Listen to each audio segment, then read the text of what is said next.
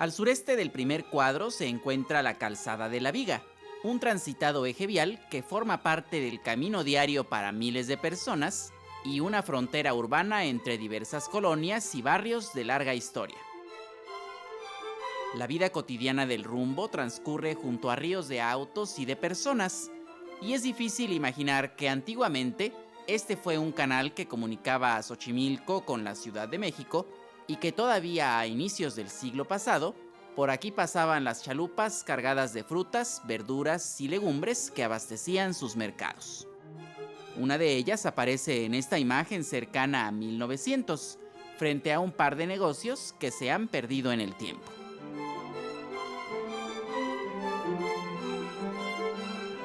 Más allá de su importancia comercial, La Viga también era uno de los paseos preferidos de los capitalinos, que se alejaban de la gran urbe para dar un recorrido en trajinera, disfrutando los paisajes naturales, rodeados de viviendas rústicas, y el folclor de la música y el baile en las fiestas locales, escenarios de convivencia entre familias y amigos.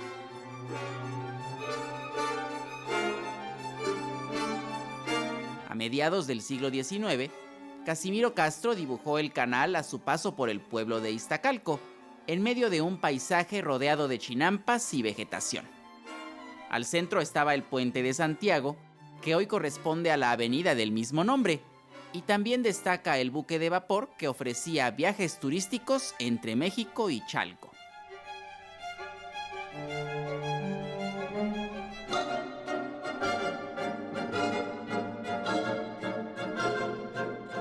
A finales del siglo XIX, William Henry Jackson retrató este embarcadero situado junto al Puente de Santiago, que ahora corresponde a la avenida del mismo nombre. Esta pintura muestra otro ángulo del mismo lugar, con personajes muy diversos y una fuente que adornaba la plaza principal.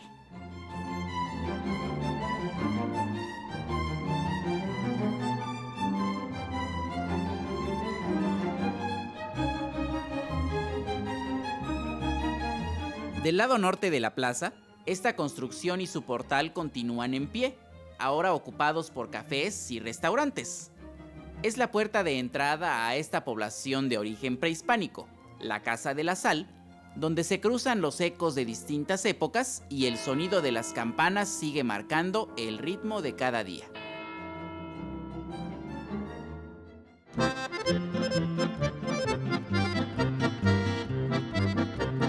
El centro de Iztacalco es la parroquia de San Matías Apóstol, cuya fundación se remonta al siglo XVI, aunque fue reconstruida en el XVIII, con detalles de estilo barroco estípite que se pueden apreciar en la portada y también en la decoración de la torre.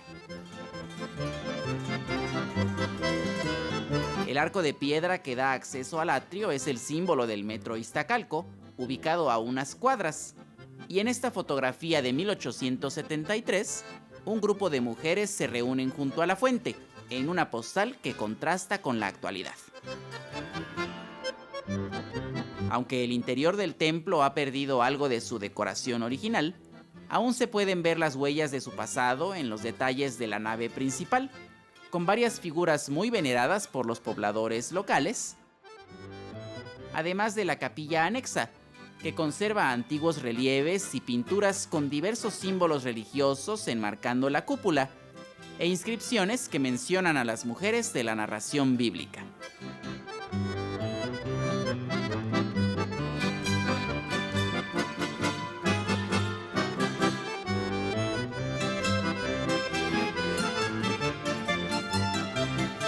San Matías es el espacio de convivencia local en una comunidad que ha conservado tradiciones y vínculos que no distinguen edades y está regida por mayordomías que organizan festejos todo el año.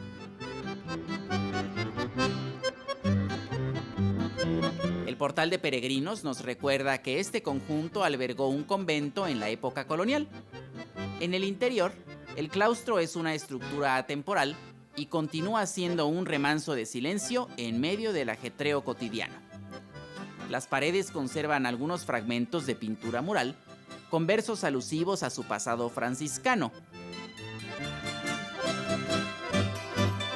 Y los salones han sido bautizados con los nombres de los barrios cercanos.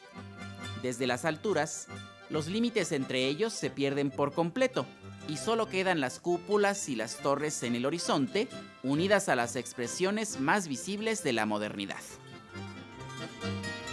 La calle de Santa Cruz es el camino que conduce al barrio del mismo nombre, donde los vecinos mantienen la costumbre de adornar con flores y papeles de colores. Las cuadras sinuosas y empedradas de Iztacalco son un vestigio de su antiguo trazo, surcado por acequias y canales ya desaparecidos.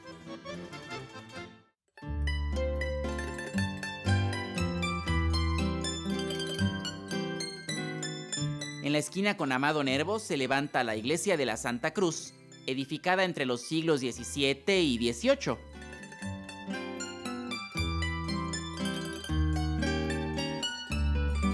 Más de 100 años después, su fachada se reconoce en el fondo de esta toma, donde varios lugareños y trabajadores anónimos se reúnen a platicar.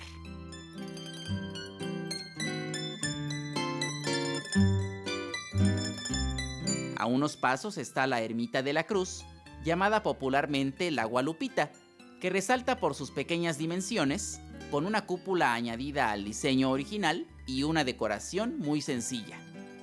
Quizá nadie la conoce mejor que Luciano, su vecino de toda la vida.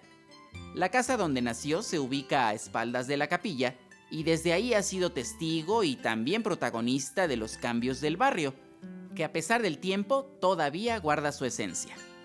Platicar con él es compartir innumerables anécdotas e imágenes, desde las fotos familiares y de celebraciones locales, hasta las estampas de una época que no se ha ido del todo, pues permanece en el recuerdo de los pobladores.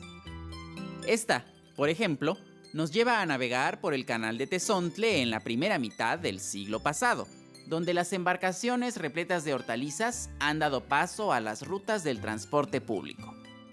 Y en esta vista de la misma época, un grupo de hombres posan frente al puente de Santiago.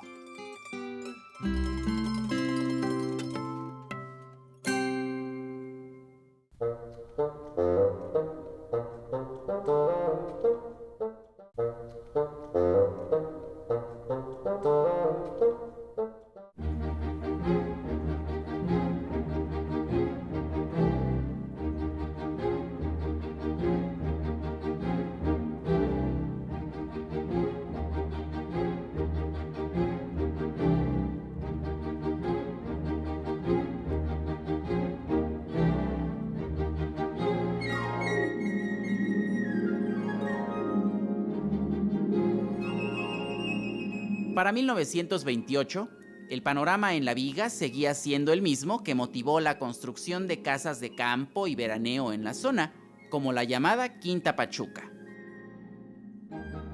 Esta vivienda aún existe en el barrio de Zapotla y mantiene intacta su decoración de estilo ecléctico, aunque el entorno se transformó con la llegada de la línea 4 del metro, que conectó a Iztacalco con el norte de la ciudad.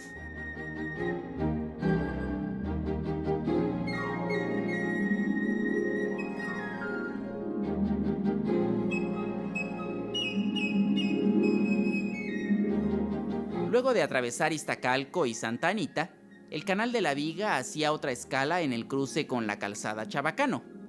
Aquí estaba el edificio de la Garita, una antigua aduana de entrada a la ciudad, que en los años 20 ya funcionaba como bodega y vecindad. Hoy en su lugar se encuentran los Baños Granada, cuyo anuncio es toda una referencia en la zona. Desde este punto hacia el norte, el canal corría paralelo al Paseo de la Viga, un amplio andador bordeado de árboles, creado durante el virreinato para caminar o andar en carruaje, como se aprecia en esta litografía del álbum mexicano.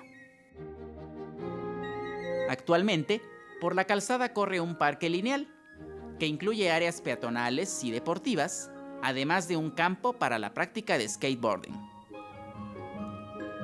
Como un viaje en el tiempo, este plano nos deja ver el trazo del canal adentrándose en la capital alrededor de 1910. Del lado oriente se encuentran las viejas fábricas de ácidos, de alcohol y de casimires, y hacia el oeste se extienden los amplios terrenos aún vacíos de las colonias aledañas. Finalmente, el paseo y la mayor parte del canal se extinguieron ya entrado el siglo XX, cuando el crecimiento urbano motivó la creación de avenidas y fraccionamientos que le dieron una imagen renovada a la vieja Ciudad de México.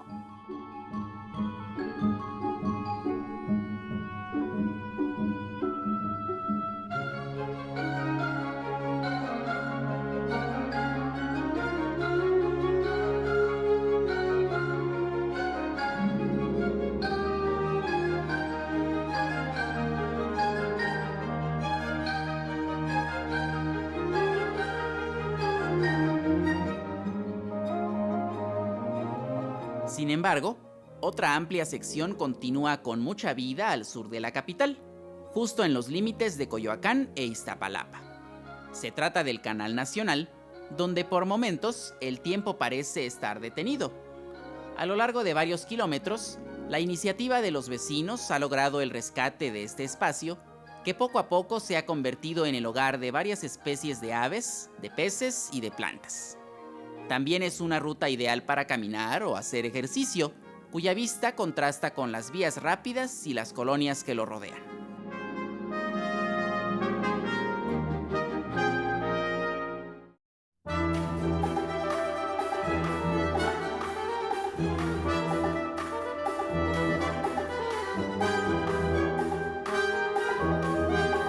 Del otro lado de la ciudad, la herencia prehispánica que ha llegado hasta nuestros días y la importancia en el mapa urbano caracterizan al antiguo pueblo de Tacuba, el lugar sobre las Jaras. Su rostro se ha transformado por completo con el paso de las décadas, sobre todo con la construcción de grandes avenidas y puentes que marcan la vía de entrada al corazón de la capital. Aún hoy, adentrarse en sus calles es perderse en caminos que se resisten al olvido. Las imágenes del pasado dan cuenta de una identidad ligada al desarrollo de la modernidad, donde no faltan los transportes de cada época y tampoco las manifestaciones de orden político, en este caso, del Partido Revolucionario Nacionalista de Tacuba de Morelos. En el fondo destaca una casa que fue conocida como el Castillo de Tacuba, con un diseño muy peculiar que se volvió un símbolo del rumbo. Esta vivienda se encontraba en la esquina del lago Guija y Marina Nacional, sobre un pequeño cerro que posiblemente había sido un antiguo adoratorio, del cual no queda ningún rastro en la actualidad.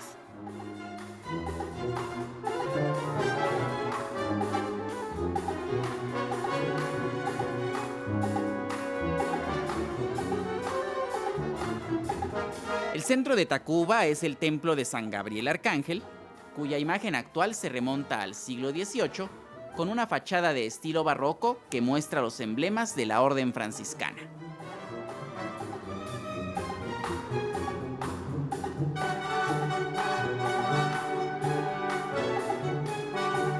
El interior es una amplia nave de formas sencillas y al frente se encuentra un retablo moderno, inspirado en los que se fabricaban en el Renacimiento, que incluye las imágenes de diversos santos y una figura monumental en la parte superior.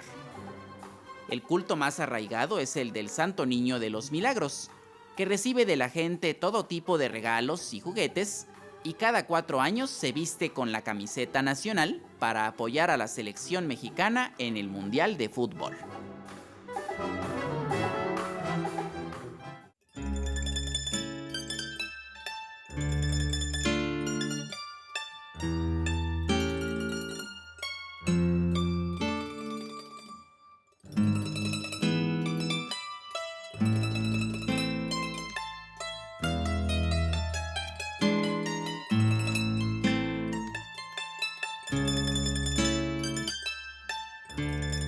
El jardín que rodeaba al templo de San Gabriel se ha reducido desde que algún fotógrafo captó esta toma en los años 30, donde aparecen los vecinos de entonces paseando entre los andadores o descansando en una banca. Como sucede en la mayoría de las plazas, esta estaba adornada por un kiosco, donde se presentaban diversos espectáculos cada fin de semana. Para los años 70, el jardín aún lucía su tamaño original con árboles y prados, y en la avenida ya se encontraba un sitio de taxis. En la acera opuesta, cruzando una vieja calle, otro espacio que solo vive en el recuerdo es el Palacio Municipal, sede del gobierno local a inicios del siglo pasado. Al frente se ubicaba una pequeña glorieta con un busto dedicado a Felipe Carrillo Puerto. En la década de los 50, el mercado ocupaba la acera norte de la calzada México-Tacuba, en un edificio del Porfiriato que fue demolido poco después. Al fondo de la imagen, entre los puestos de los vendedores, se distingue la columna de un monumento a Morelos que ya no existe. El resto del panorama se mantiene casi idéntico, aunque el tranvía no sobrevivió al paso del tiempo.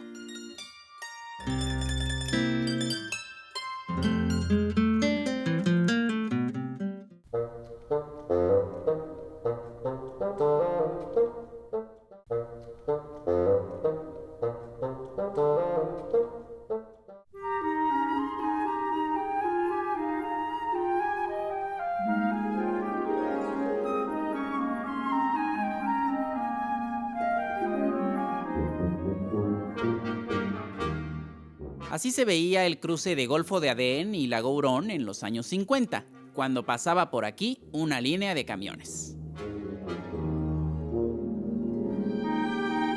En esta esquina se ubica un punto emblemático de Tacuba, una cantina que ha visto pasar a generaciones de clientes y parroquianos desde su apertura en 1904, también del otro lado de la barra.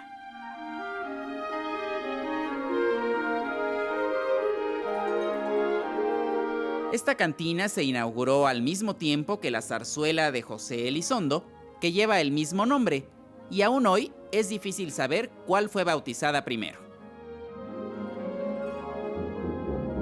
Uno de los clientes más famosos fue Enrique Alonso Cachirulo, quien visitó el lugar en busca de algún recuerdo antes de montar de nuevo la zarzuela Chin Chun Chan, dejando un par de fotografías en la entrada y en la barra, vestido como el personaje principal.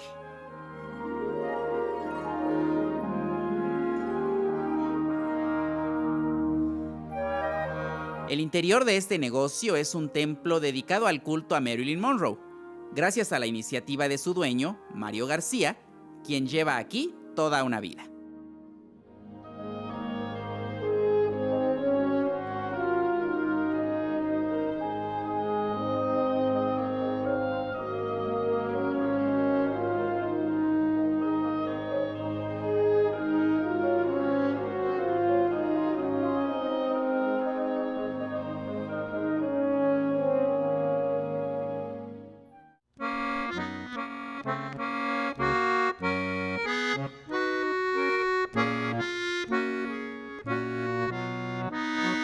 Como su nombre lo indica, la calzada México-Tacuba era y sigue siendo el camino que une a esta población con el centro, ya sea por la avenida o debajo de ella, en algún vagón del metro.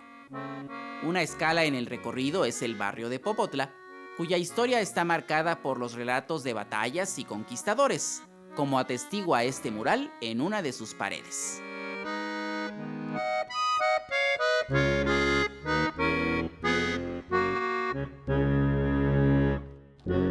Entre los edificios de esta colonia, el más famoso es el Viejo Colegio Militar, un palacio de estilo ecléctico que fue inaugurado en 1910 como sede de la Escuela Normal para Maestros. Después de la Revolución, este enorme conjunto fue destinado a la enseñanza castrense, conservando los espacios originales y adaptándolos a las nuevas funciones, como se puede notar en distintas imágenes. Desde la sala de esgrima, donde los cadetes de los años 20 practicaban bajo la atenta mirada de un instructor, hasta el salón de actos, que está decorado con 2 alegorías de la educación realizadas por el artista Daniel del Valle.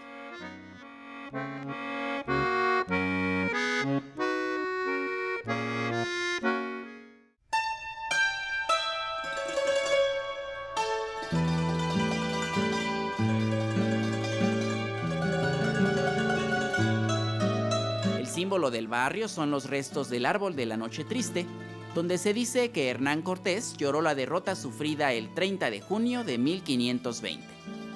Aunque el ahuehuete fue quemado en tiempos más recientes, su figura permanece en múltiples tarjetas postales, retratado desde distintos ángulos y con diferentes personajes a su alrededor, que venían de todas partes para conocerlo y disfrutar del ambiente tranquilo de los alrededores. Algo de ese entorno quedó registrado en esta toma de William Henry Jackson, donde se nota lo estrecho de la calzada a su paso por este sitio, además del antiguo templo de San Esteban, que aparece en otra vista del siglo XIX en medio de una escena solitaria. Más tarde, en el mismo sitio se levantó la iglesia de la Virgen del Pronto Socorro, de líneas sencillas y funcionales.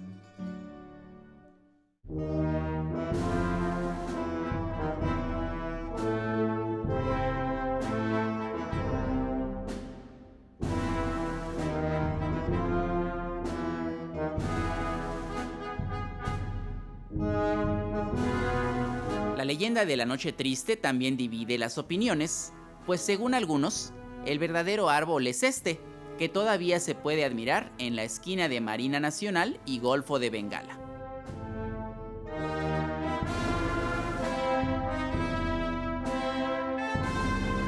El tránsito que lo rodea es la constante de nuestro tiempo, y en el horizonte, la silueta de nuevos edificios de oficinas y departamentos anuncia el inicio de una página más en la crónica local que aún tiene mucho por escribir.